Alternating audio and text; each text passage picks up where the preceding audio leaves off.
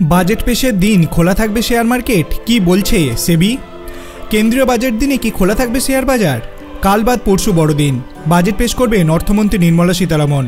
সেই রকম একটা গুরুত্বপূর্ণ দিনে কি শেয়ার কেনাবেচা যাবে? সেবি জানাচ্ছে হ্যাঁ করা যাবে। ছুটির দিন হলেও বাজেটের মতো গুরুত্বপূর্ণ দিনে খোলা থাকবে শেয়ার বাজার, তাই যত খুশি বিনিয়োগ করুন।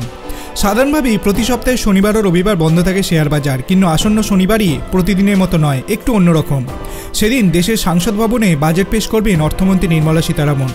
গোটা দেশ তাকিয়ে থাকবে সেই দিকে, সুতরাং এমন একটা গুরুত্বপূর্ণ দিনে বন্ধ থাকবে শেয়ার বাজার, এমনটা তো হতেই পারে না। তাই প্রতিদিনের মতো সকাল 9:15 বসবে শেয়ার বাজারের ঘণ্টা, বন্ধ হবে 3:30-এ। উল্লেখ্য, আগামী 31শে জানুয়ারি থেকে শুরু হতে চলেছে কেন্দ্রীয় বাজেট অধিবেশন, চলবে 13ই ফেব্রুয়ারি পর্যন্ত। সেই অধিবেশনে দ্বিতীয় দিনে 1 ফেব্রুয়ারি তারিখে বাজেট পেশ করবেন অর্থমন্ত্রী নির্মলা সীতারামন। সকাল 11টা থেকে শুরু হবে বাজেট। চলতি বছর নিজের মন্ত্রী জীবনের 8মতম বাজেট পেশ করবেন নির্মলা সীতারামন। বাজেট ঘিরে ঘনীভূত প্রত্যাশা। বরাবরের মতো কেন্দ্রীয় বাজেট ঘিরে প্রচুর প্রত্যাশা ইতিমধ্যে জড়ো হয়ে গিয়েছে সাধারণের মনে। চলতি বাজেটে সোনা কেনা আরও সহজ করতে বিশেষ নজর দিতে পারে কেন্দ্র, এমনটাই সূত্রে খবর।